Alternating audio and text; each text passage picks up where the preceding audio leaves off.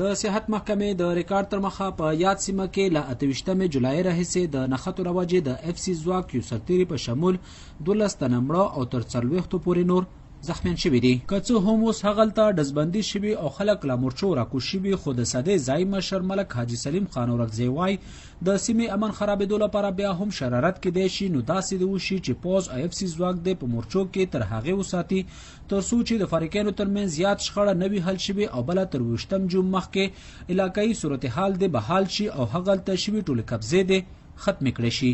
ګراوند باندې هغه پوزیشن جوړ و چې هغه په 27 تاریخ نه مخکې نه و، 27 تاریخ شپې نه بعد جوړ شوی. نو بیا خو به خلکو ته جوش ورسي چې مړي ما وکړو، زخمیان ما وکړو، نقصانونه ما وکړو. خبره خو د دویم فریق ومنلی شوه.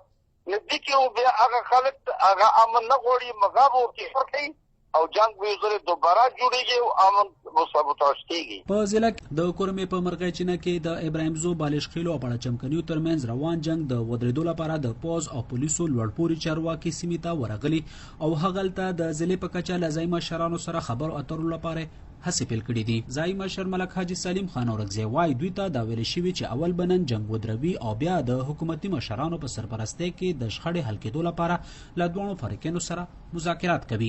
فوجي افسران چې سی آی ای ډي آی جي او د دې ځای چې کوم د آرمي او د اف سی او د پولیس افسران دي، نو دا د دوه ورځو لګیا دي په دې کار کې. خو اوس ان شاء الله مازدیګر 5-6 بجې پورې به اپر او لور کوم څنګه یې یو ځای ته به کوي، مورچې به خالي کوي.